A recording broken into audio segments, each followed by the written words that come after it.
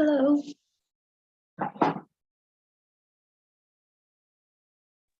Hello, good evening, Matilde. How are you? Is everything all right? Yeah, it's all right. Thank you. Great. That's great to know. So please, we're going to begin. I just started streaming this class. I'm going to share my screen and we start with today's activities. Right? Give me please just 1 second. Okay. Now, also my camera. Let me turn it on. Okay, so we're good to go. We have 4 classes left for this first course. You know, each one has 8 classes, right? So we finished with the first part. Now we have those 4 classes for 2 more units. As you can see, well, in terms of how difficult or complex these first lessons are, they are not quite complex, all right? They are very simple, right? Things that we are just going to try to reinforce to be sure that everything is clear, all right? So along the way, we're also going to get to know more complex structures or things that I believe are going to be better for you.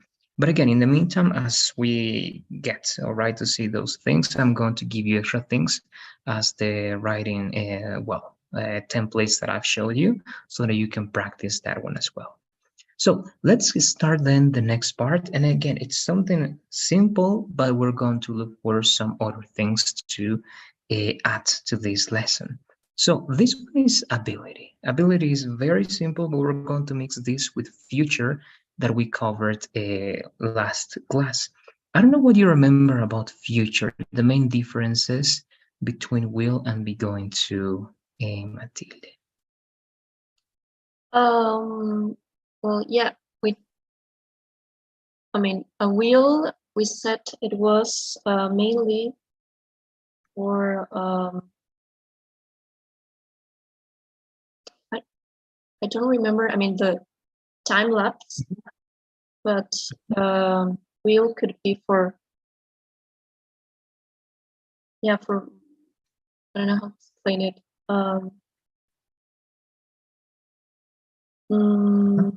You can try to think of two categories, and in that one, I'm sure you're going to remember those details.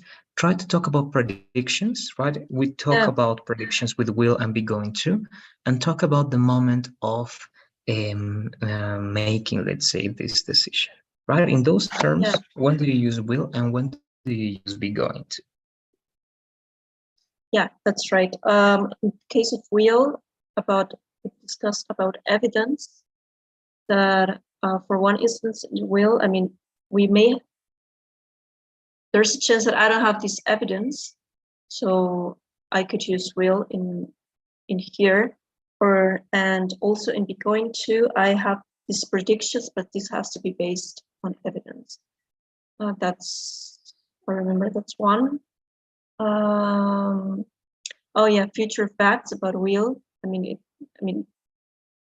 But about nature and things that they are going to happen, and it's about physics, so it's not about what we discussed. That's also with will. It's different from be going to. And what else? Yeah, and also will could be an offer, like will you like some, that kind of thing. Correct, great, exactly. You can add that be going to is, as you were describing, for plans, things that we arrange, that we agree to, right? But will is for future facts. So yes, predictions. So will, with no evidence, be going to with evidence. Decisions, right? Will, when you decide something at the moment of speaking, right? It was not a plan, you decided that at the moment, and be going to when it was a plan, right? And you even have the date, you have the specific time in which that's going to happen, right? And the extra thing that you mentioned very well, future facts that we use with will, right? And of course, will has other possibilities as well, offer being one of them, right? So that's great. That's the only thing we got to know. Again, we're going to be using in today's writing exercise will and be going to, but it's important to have that in mind, okay? So that's why we started with a short review. That's enough with will. Now, ability, this is even more simple. But before going there again, or actually no, let me do it like this. So how can you define this word, Matilde? What is ability? Okay, so it's the capacity of doing something. If I'm, yeah, able to do certain activity or challenge. Yes, that's correct. What abilities can you describe that you possess? Or how can you use it in examples, but talking about your abilities, Matilde? What do you say?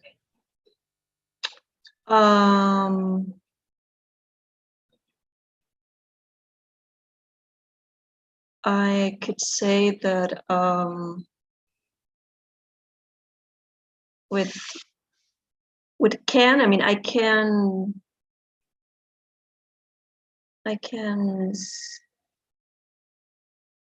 speak 4 languages. I think that's an ability. I don't know if that's okay. Yes, that's perfect. That's pretty good. And let's try to use that one. We have, I mean, actually, just one way, but this one way has possibilities to change right into the past and even into the future. So you are using right one form that is perhaps can, all right, that you can do something. So, for example, what is the past of that form and what is the future of that form? What do you say? How do you describe ability in past and ability in future? Something that I could do in the past, like I used Yes. to, or Okay, yes, yeah, when I was a that's kid, possible. I could climb a tree or something like that. Okay, good. And what about future? Something that you believe that you will possess in the future, an ability that you will possess. I will be able to drive a car someday. Yes. There you go. Yes, exactly. Okay, that's what I wanted to identify. So yeah, you got those possible right ways to express ability using can, the past of can that is could, and the future of can, well, a form of talking about ability, right? Be going to. And be going to, as well, because you mentioned that one can be used in past, present, and future, right? But it's the future form of can. So there you go. Actually, you know that one. Once again, these simple lessons are going to be to reinforce what we know. So these are the things that you mentioned, right? Can, could, and be able to. We know how this works. We know the formulas. We know, again, when we use can, right? Present and future. Could for past ability. It can also mean future possibility, right? But here we're talking about abilities. So it's enough to know that that can be used in the 3 forms. But this is something I would like to read. Let's read this slide, please, Matilde. Okay. We use be able to for past, present, not very common, and future ability. The verb to be has to be conjugated in each tense. I was able to play the piano when I was a child. I am able to read a book in English. I will be able to travel to Europe next year. The negative form is with not after the verb to be or after will in the future. Okay, there you go. Right, so this is again simple. I know we have the idea, so rather than practicing just sentences that are separated, we're going to try to do something, okay? And we're going to try to mix what we know about the And again, something that I want you to practice a lot. We got to see the usage of commas, right? Now you remember those rules. Also, you have to remember that we didn't get to use one of those right ways to use a comma, that it was the parenthetical phrase, right? Something in the middle of an idea. So let's try to do everything at once. Let's go please to the documents that we got. And on that document, we are going to write once again a couple of paragraphs. In the first paragraph, you're going to describe, first you're going to be using past, okay? Abilities or things that you were able to do or you could do in the past, but you cannot do anymore. It can be because of the age, right?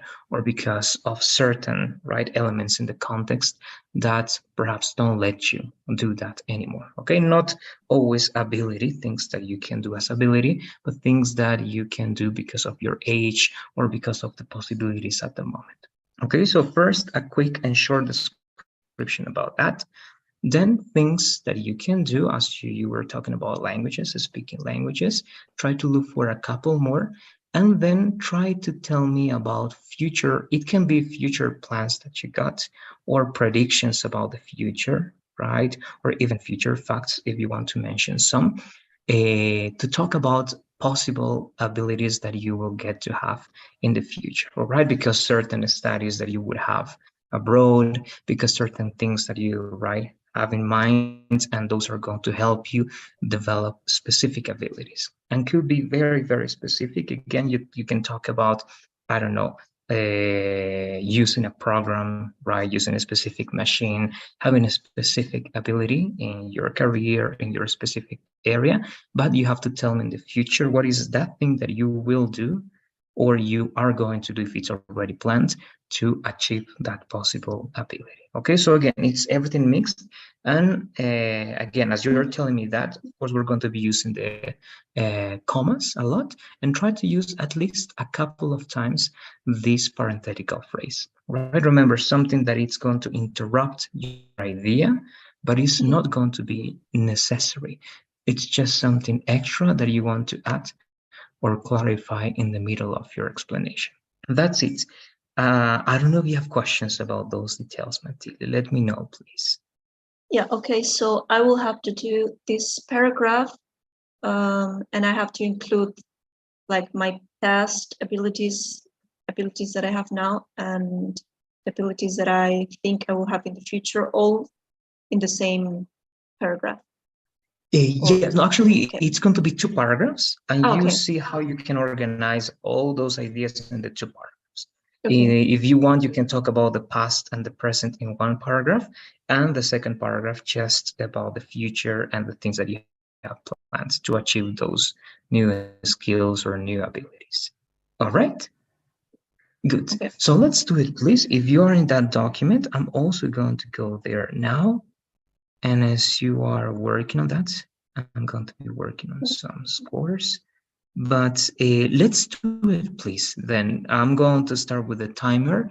We have two paragraphs, so we're going to have from 7 to 8 minutes. All right, from 7 to 8 minutes. Everything that you get to write in that time is going to be great. If you finish before, please let me know. Okay, so we can start now, please, Matthew. Okay, so in the same document that we were used to be, so I just continue in any space? Yes, we are now in Unit 3, so if you can go Okay. to Unit 3 and do it there, that's going to be better. Okay. Okay, right. Good, so tell me when you're there. I'm going to start the timer as you get to start writing. Okay, so I'm there. Okay, very good. So let me start with this as well.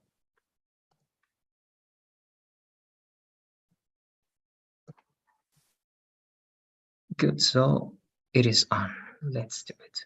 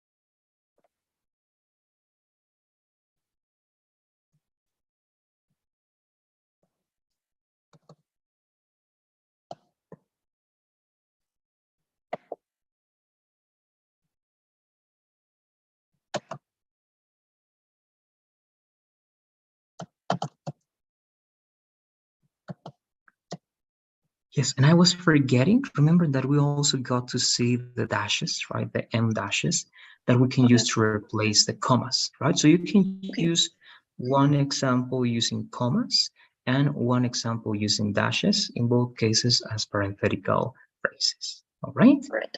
Good. Right.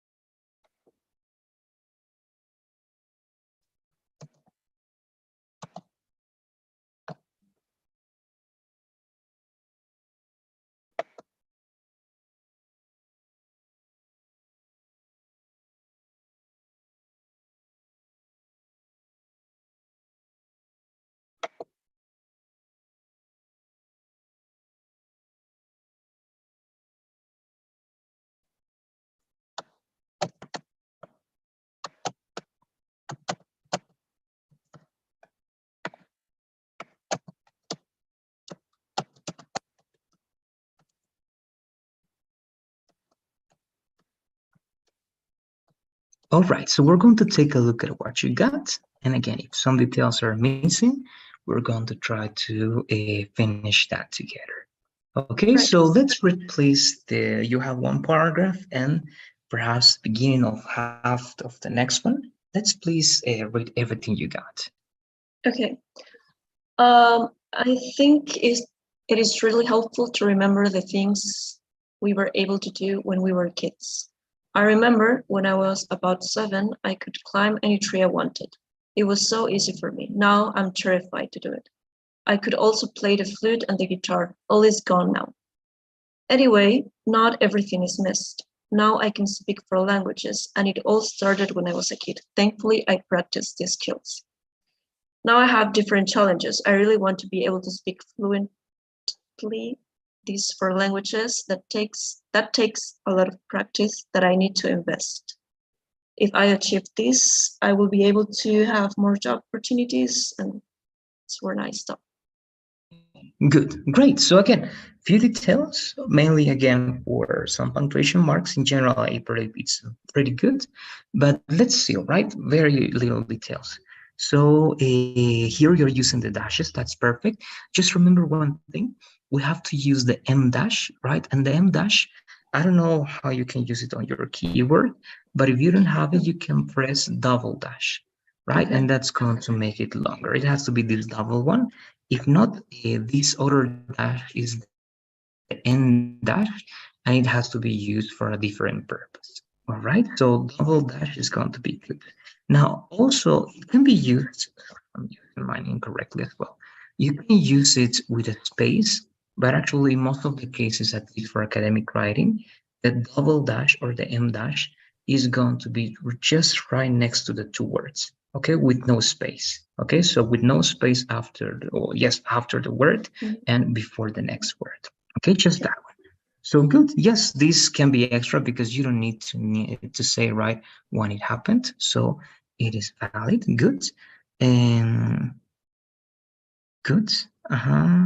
This one, because it's going to be an introductory phrase, right? Now I'm terrified to do it. I could also play the guitar.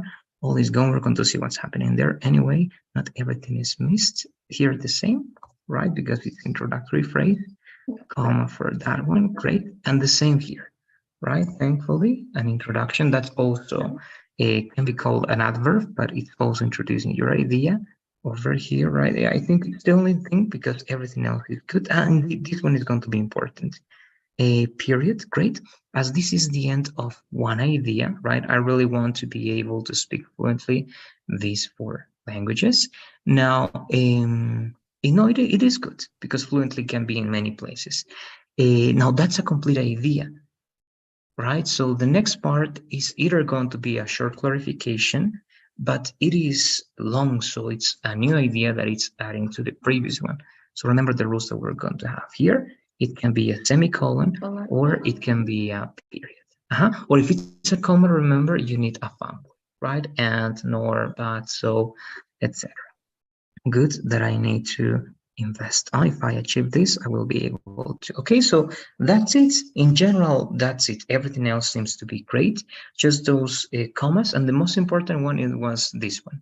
All right, because you're going to see if you read articles and so on, this introductory comma is not always there because it's very academic. So it's advisable if you have that memorized and you use it every time, that's perfect, right? But it's not something that you're going to see in a lot of articles or if you go to CNN, to BBC. But if you get to read more academic or write papers, you are going to find this comma a lot. All right, but that's it.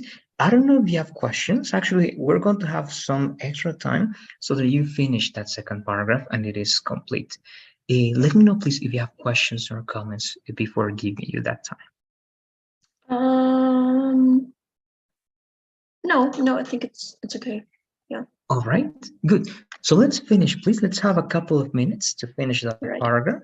You read it and we continue working. Okay. Good.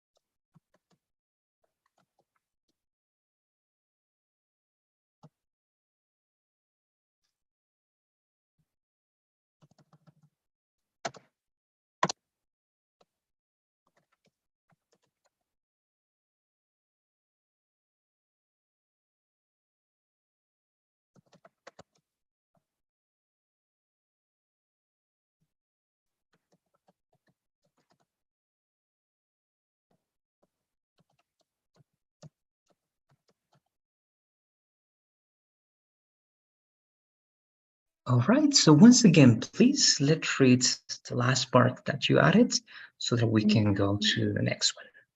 Okay.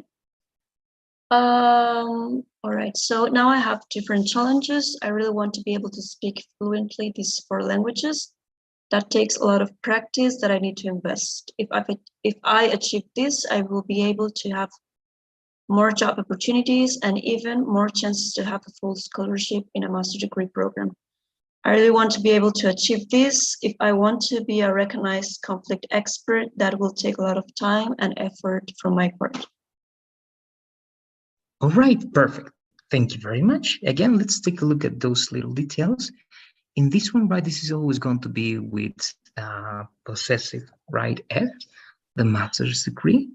Then there was one thing. Yes, and remember, this comma, it's sometimes something that it's not always obligatory, but as you have even here as even kind of an interrupter, I would say that this is also a parenthetical phrase. So you can say right and, comma, even more chances, because if you're dividing even from this one, it means that it's introducing or interrupting.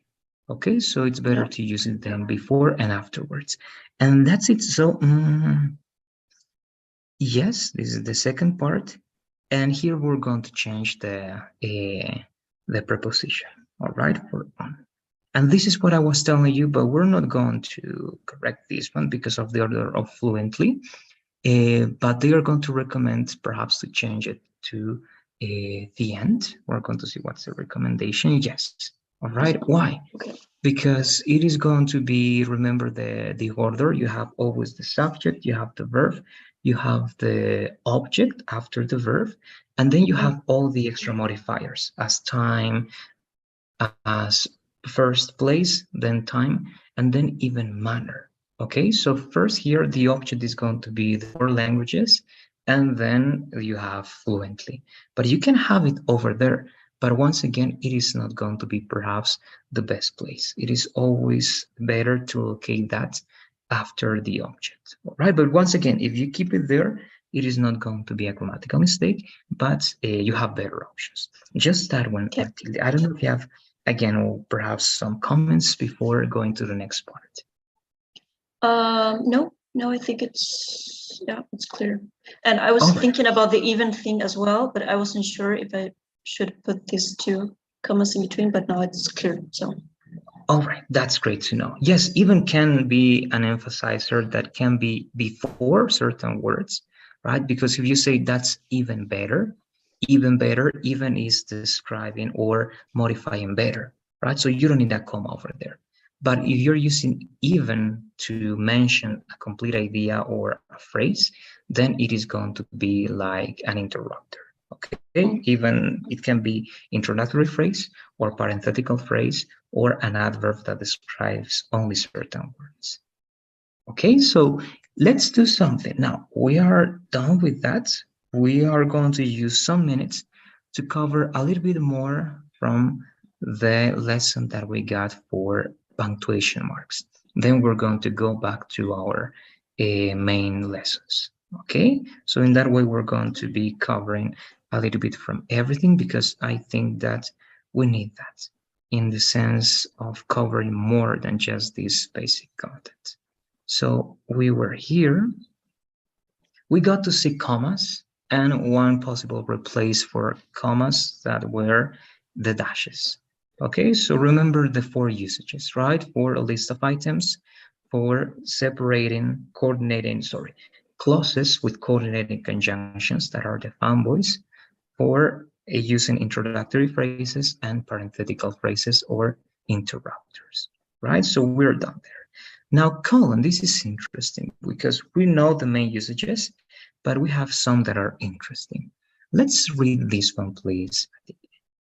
okay.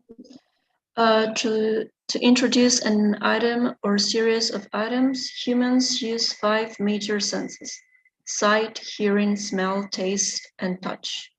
No capital letter after the colon. Don't forget to apply the punctuation rules for the commas. Great. Now here, 2 things that are very important to remember, okay, because it's a common mistake. Let's not use the colon after verbs, okay, because some people say something like, I want, colon, all right, and they say, right, I want to buy this, comma, to do this, comma, and to do that, all right, or I want apples, oranges, and I don't know, pineapples, right? So what's the mistake there? Because if you have a verb, we don't need to use colon because we know that after the verb we use objects and you give the objects directly, all right, with no colon. We have to use colon after nouns, after you give an introduction to something that you're going to develop. Okay, perhaps again it's obvious, but it is a very common mistake. Okay, so after nouns, not after verbs. And also another that is very common mistake is that we use capital letter. But here we are not going to use capital letter after the colon, okay, when it's a list of things. Only when it is citation, when it is a indirect speech, all right, or in this case, or a direct speech. But if it's not like that, if it doesn't have quotations, we don't have to use capital letter. All right, again, basic things, but it's really important to know that. This is the second one, and this is perhaps the most interesting usage of colon. Let's read this as well, please. Okay, to separate independent clauses when the second clause sentence illustrates, explains, paraphrases or expands on the first. Marta realized that her worst fear was coming true. Her son was being sent to war. The information after the colon, explains Marta's fear in the form of an independent clause. All right, thank you very much. Now, this is again really interesting. And many people as well use here a comma, but it is incorrect, right? Why? Because the best option and the option in English, it has to be a colon. All right. In many, for example, in your writing, I noticed that the next part was connected to the previous part in the sense of this structure, because you were paraphrasing or you were expanding more of the first idea, right? Using a comma was an alternative, but it was not the best because we cannot separate two complete ideas with commas, right? So the best option is either using a colon, or even I'm going to go down below, you can also use a dash, okay, an M dash for this situation. But again, only if you're explaining something that is not clear in the first part and you want to what? You want to illustrate, you want to paraphrase, explain, or expand on that information, right? In this case, we're expanding what? Her worst fear. We don't know what her worst fear is, so we have to clarify that with a colon. Okay, and the same rule, we don't use capital letter. Once again, you directly connect that one with the second idea. All right, that's the second one. The third one, we're not going to read this, but I invite you to see the main differences. Here you have to use capital letter, all right, and the quotation mark. And also a very common mistake is that the punctuation mark has to be inside the quotes, right? Many people place this after the quotation marks, and it is going to be incorrect again. And all those details are evaluated in international tests, so it's very important that you take that into account. You can also use a comma here, and it's even more common, okay, but it's less formal. So you say set, comma, and even if you use a comma, you have to use capital letter. All right, it's the rule for the quotations here. And that's it with colon. You have, no, these are the ones. And now I'm going to show you again if you realize then the dash is not something that works by itself. It's only something that replaces other usages from other punctuation marks. So the dash can replace a comma, as the one that we got to see on Friday, and it can also replace a colon in the example that I was telling you before. So let's read this usage, please, and we're going to practice a little bit with colon. Okay. So to replace colon to emphasize the conclusion of your sentence without giving it all the connotations that a colon brings.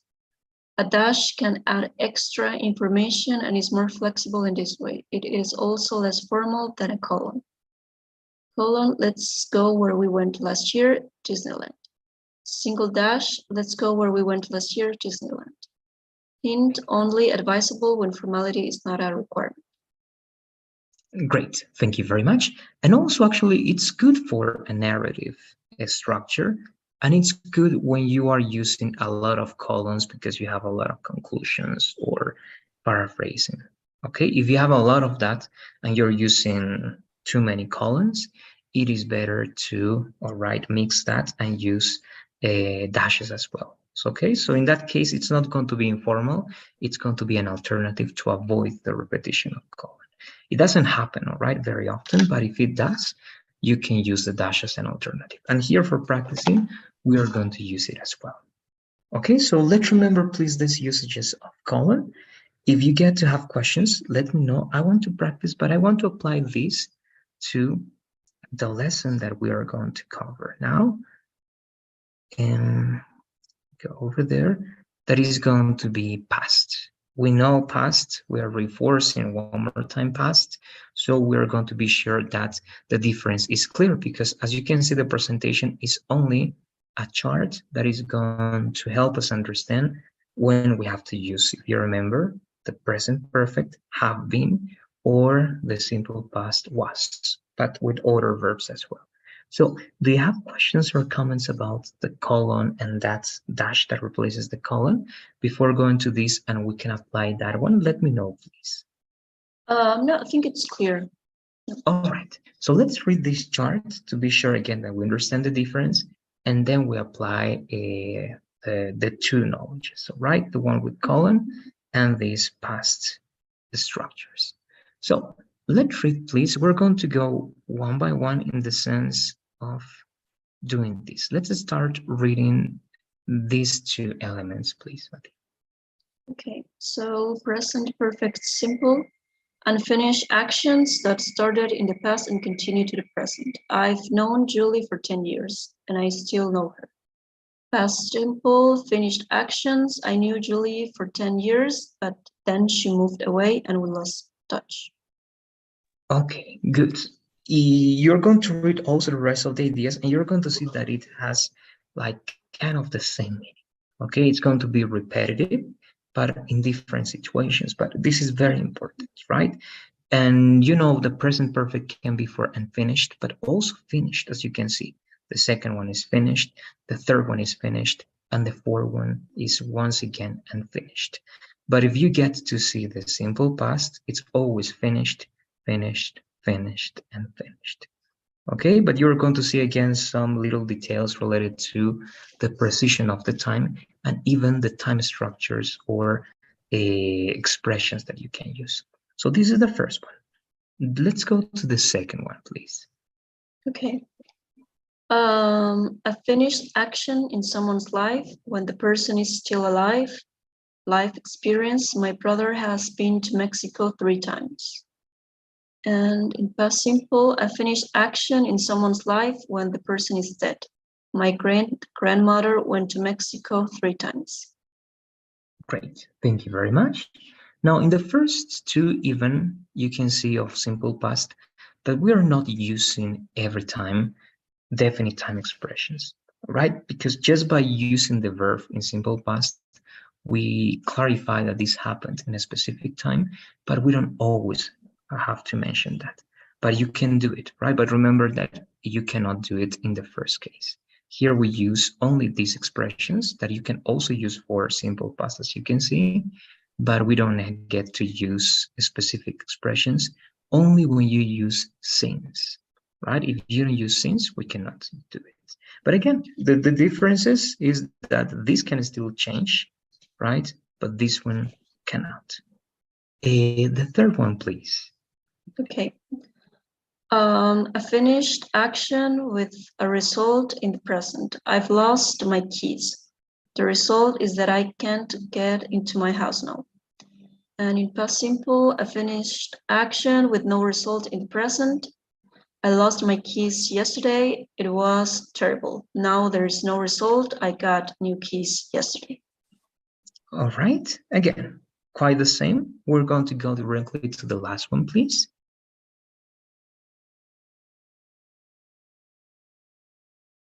Today, I've seen John this week. And the other one with a finished time word last week, last month, yesterday. I saw John last week. All right. Very good. Now, please let me know something. Can you hear me well now? Because at the beginning, I heard that a little bit laggy. I want to know if it was my connection or something happened. I can hear you. Yeah, okay. I can hear okay. Yeah. All right, that's good. So again, as you can see, again, it was repetitive because the essence of each structure, right, is kind of the same. You always work with things that can be connected to the present or not.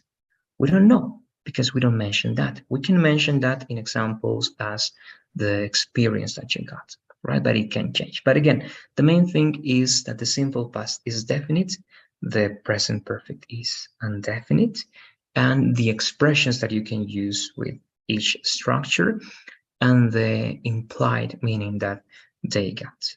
Okay, so if you have questions once again about these differences, because we practiced that already, here you have some common expressions. Once again, the simple past is everything that can be located right in a calendar. and the present perfect is everything that can be related to experience mainly. Okay, so once again, experience and definite and exact actions in the past. So I'm going to leave that there so that you can use these words. I don't know again if you have questions before going to the second writing exercise. Let me know, please. No, I think it's clear. All right. Good. So once again, we're going to go to a past experience. But again, now besides using the two structures, okay, you have to use the simple past plus the present perfect. Let's use, please, all the usages that we got for a colon. All right, let's remember those ones. Or actually, tell me, which ones do you remember first, Matilde, the ways we use the colon? To complement or to complete information that it's not, it's not complete with one sentence. I need to add new information, and a colon is better than a comma in that sort of situation.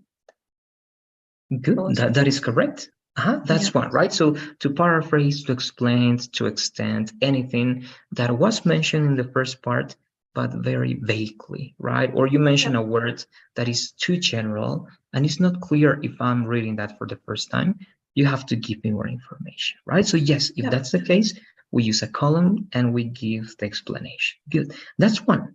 Yep. When else? If I'm using, oh no, that was for the dash. I was going to say if I'm using too much colon, I could use a dash, but that's for the dash. Yeah, I mean, if you're paraphrasing someone, you have to use a colon, and with the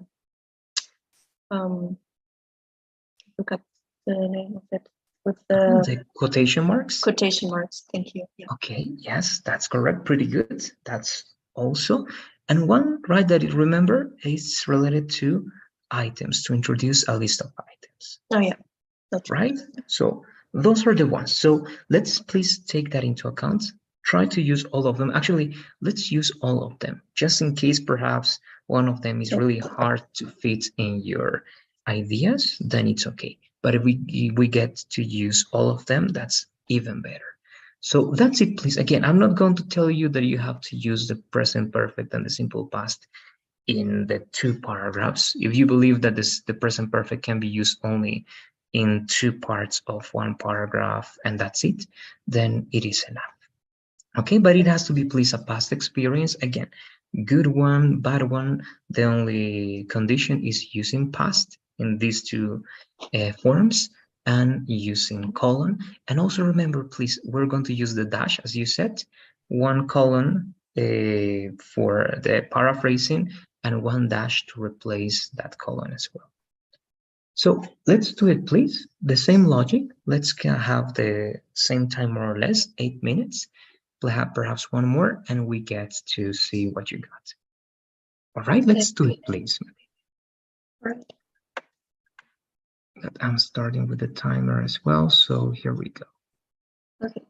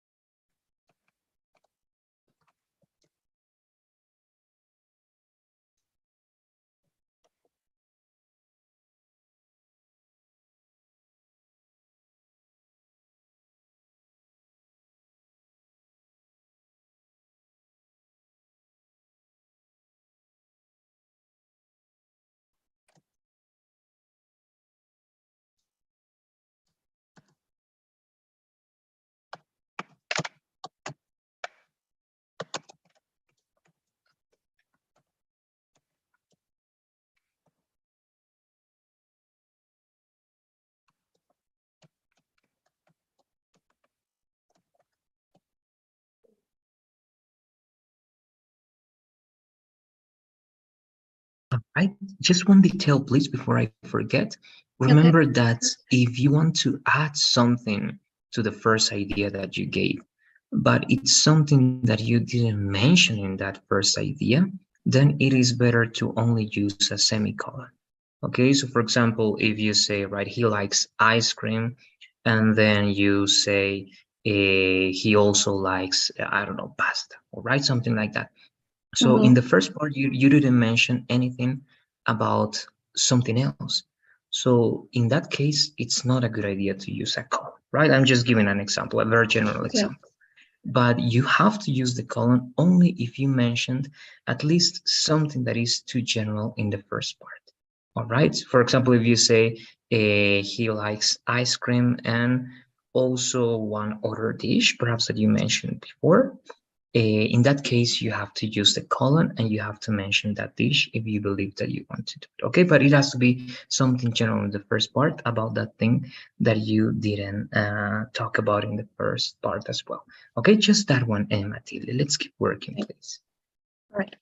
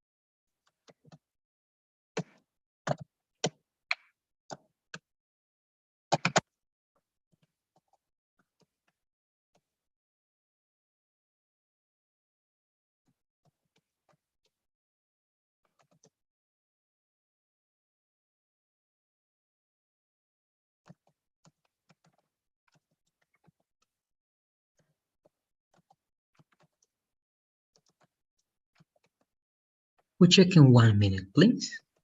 Okay.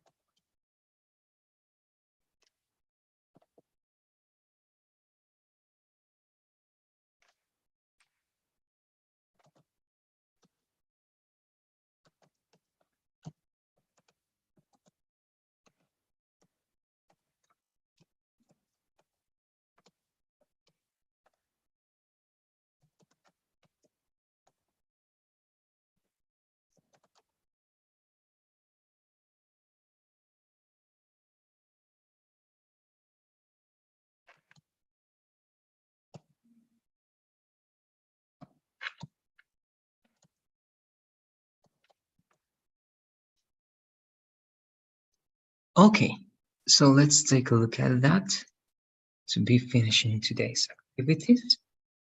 Mhm. All right, so I'm here with you. Let's read what you got, please. Okay.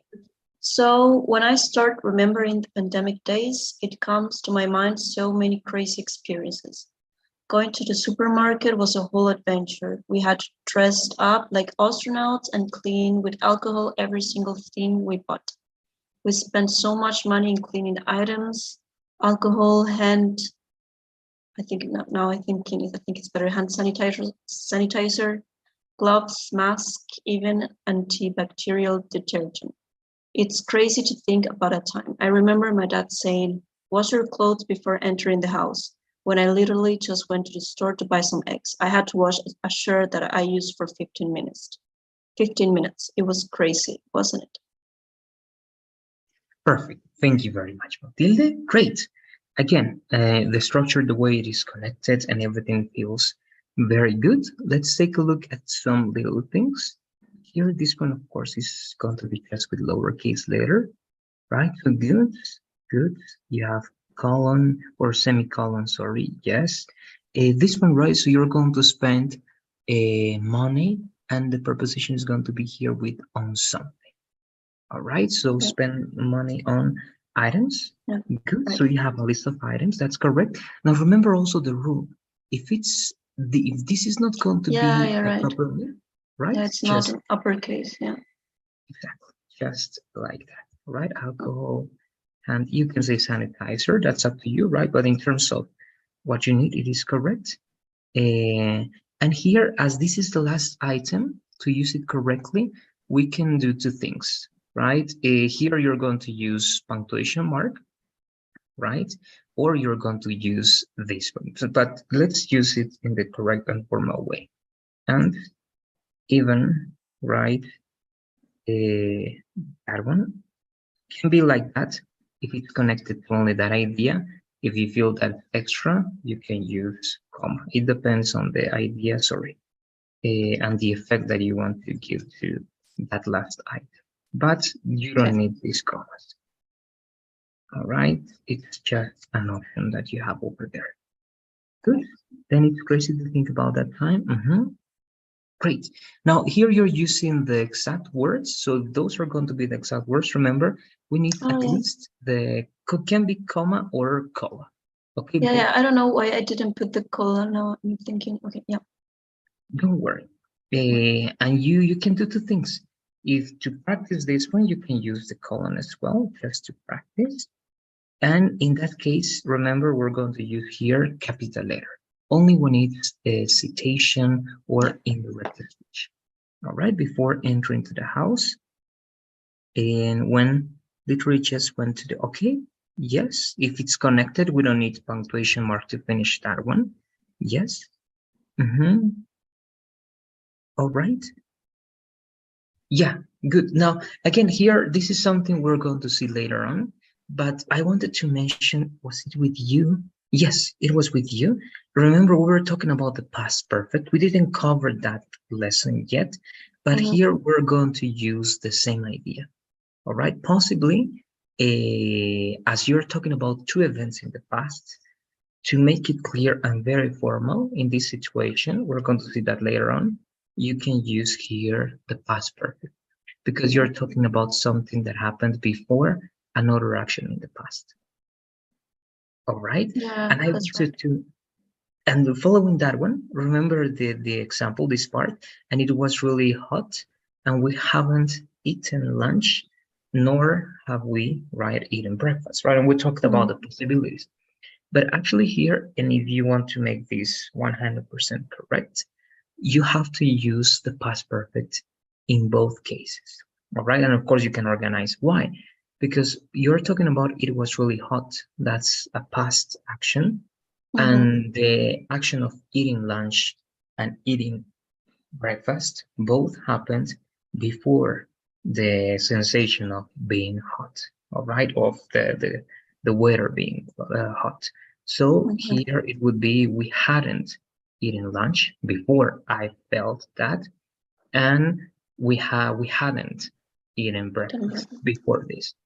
Okay, so both would be in past perfect. But again, I'm going back there because here it will be the same. It's not obligatory, but if you use the past perfect in those situations, again, you show that you know very well when to use each structure for English. But using the simple past is not incorrect here as well. All right, that would be it. I don't know if you have questions about those little details, Matthew. Let me know, please. No, I think it's clear. Yeah. Okay, good. Got it. Great, that's great. So we're finishing here. All right. We're covering, I think, the lessons in the way we have to cover them. That's why we're going to use again the time to work on this. We're also going to work on some speaking. You don't need it, but we're going to work the user of, I mean, time. We're going to practice how to use time. And we're going to practice how to organize ideas with some templates that I got directly related to the TOEFL, so that you get used to that. Perhaps you already practice. Have you ever taken the TOEFL before, or something similar to the TOEFL? Not the TOEFL. I took the French one. It's the DELF or DELF. I cannot remember one of those. The B2 one. So B2. Okay, so it's the DELF. Yeah, DELF. Yeah, that's DELF. Yeah. All right. Okay, good. Yes, it's, look, in terms of having the abilities over there, the writing part could be similar, but it has its unique characteristics. And actually, the thing about the TOEFL, perhaps that makes it unique to other international tests, is that it is very strict with time, right? And we need to use time very, very well. Because you have one task, for example, that is a speaking task, and you only have 45 seconds to explain, right, why you're choosing one option, but you have to defend that very well in 45 seconds. And if you don't have a template, if you don't know how to organize your ideas, it doesn't matter if you speak very well, you are going to get lost, and you are going to or finish way before the time that they are giving you, and it's not going to be enough, or you're going to be cut off the second 45, and you're not going to get to finish your ideas. All right, so that's a good way of practicing, using the timer from the very beginning, so that you get used to seeing the time and recognizing always 5 or 10 seconds before the limit, so that you can organize the last ideas and finish without the sensation of being cut off, and that it gives, right, all right, that sensation of being organized. That's always good when they are evaluating your tasks. But that's it. I wanted to make that comment, so that we're also going to practice speaking in the sense of controlling time and organizing our ideas to see how it goes. All right. Perfect. Yeah. Good. That's it. As always, then I'm sharing the survey. If you have questions, comments, let me know. If not, that's it. And I hope you have a good night, and I'll see you tomorrow. Thank you. Have a good night too, and see you. Thank you. Bye-bye. Bye-bye.